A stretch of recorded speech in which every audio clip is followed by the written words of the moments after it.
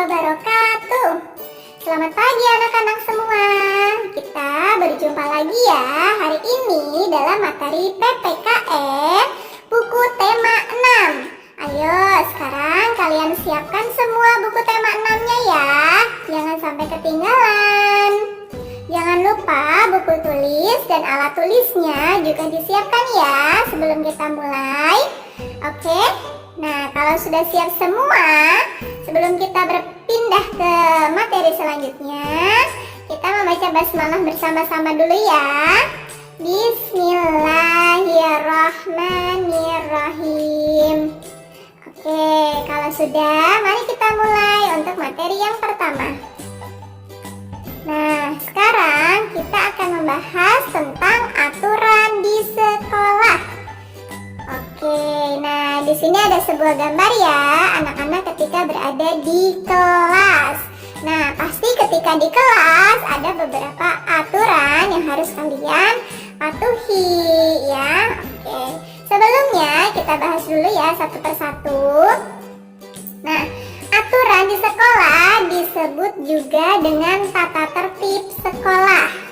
Tata tertib sekolah harus ditaati oleh seluruh warga sekolah. Ya, nah ini contoh tata tertib yang ada di sekolah.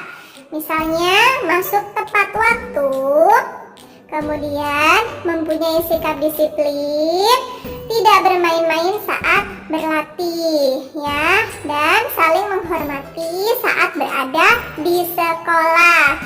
Nah, ini adalah contoh dari tata tertib yang ada di sekolah. Ini hanya sebagian kecil saja ya. Kalau kalian misalnya sedang berada di sekolah, pasti kalian harus menaati tata tertib ini ya. Supaya apa? Supaya tercipta keadaan yang damai dan rukun. Oke, bisa dipahami ya. Nah, selanjutnya coba kita akan membahas lagi sama tentang aturan. Nah, ini adalah akibatnya nih. Datang terlambat ke sekolah adalah salah satu contoh perilaku melanggar aturan sekolah. Ada yang suka terlambat datang ke sekolah? Tidak ada ya, alhamdulillah. Semua berangkat ke sekolah tepat waktu ya. Nah, gimana nih kalau kalian ada yang terlambat datang ke sekolah? Kira-kira mendapatkan hukuman atau mendapatkan hadiah ya? Iya, pasti akan mendapatkan hukuman karena datang terlambat. Jadi, jangan sampai datang terlambat ya. Selanjutnya nih, jika datang terlambat, maka teman-teman lainnya akan terganggu belajarnya. Nah, kok bisa? Ya bisa saja. Misalnya nih, pelajaran PPKN sudah dimulai. Nah, tiba-tiba ada salah satu teman kalian baru datang. Nah, kira-kira kalian fokusnya akan terganggu tidak?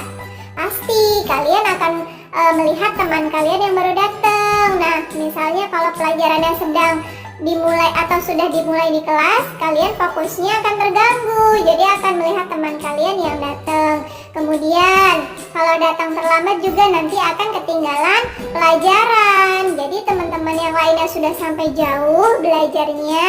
Nah, karena datang terlambat, jadi harus mengejar pelajaran yang tertinggal tadi.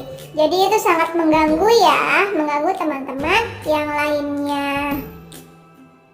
Nah, tata tertib dibuat agar hidup kita teratur dan disiplin. Tadi kan kita sudah melihat ya contoh-contoh tata tertib yang ada di sekolah.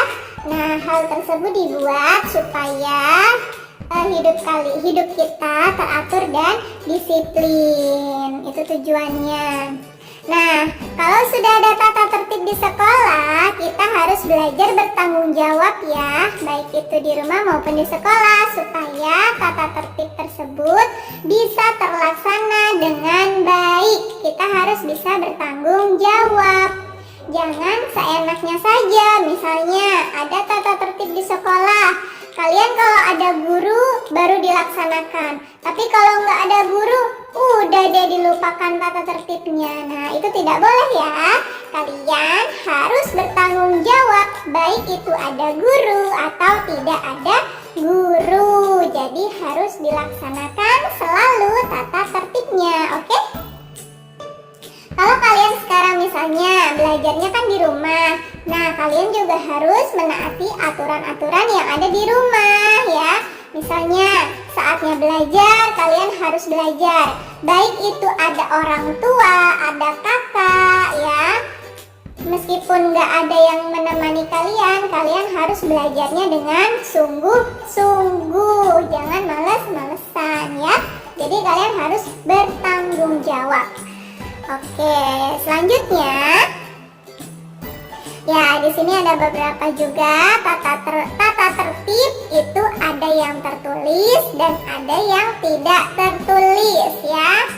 Nah, ini adalah contoh tata tertib tertulis yang ada di sekolah. Yang pertama yaitu mengucapkan salam ketika masuk kelas, bertemu teman atau bertemu guru. Nah, perbedaannya apa sih kalau tertulis dan tidak tertulis? Kalau tertulis itu biasanya terdapat di papan pengumuman yang ada di sekolah kalian masing-masing ya. Tapi kalau tidak tertulis itu biasanya seperti kebiasaan gitu ya contohnya. Nah, sekarang kita membahasnya tertulis dulu ya. Tadi yang pertama mengucapkan salam, yang kedua berbaris rapi saat memasuki kelas ya. Kemudian yang ketiga berdoa sebelum mulai pelajaran. Selanjutnya memakai seragam yang telah ditentukan. Yang kelima, membawa alat tulis sendiri. Yang keenam, sopan terhadap guru dan teman. Selanjutnya, nomor 7, bersahabat dengan teman sekelas. Nomor 8, meminta izin kepada ibu atau bapak guru jika ingin keluar kelas. Dan yang terakhir, tidak mencoret dinding kelas. Ini adalah contoh tata tertib tertulis yang ada di sekolah. Nah, hal ini bisa berbeda-beda ya di tiap sekolah karena ditentukan atau disesuaikan dengan sekolah kalian masing-masing.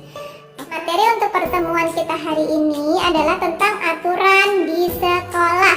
Tadi sudah banyak contoh-contohnya ya, dan pengertiannya juga sudah Ibu jelaskan. Kalau kalian masih ada yang merasa kebingungan, boleh ditonton lagi videonya atau boleh ditanyakan kepada Ibu Guru. Oke? Terima kasih atas perhatian kalian semua ya. Kurang lebihnya mohon maaf. Assalamualaikum warahmatullahi wabarakatuh.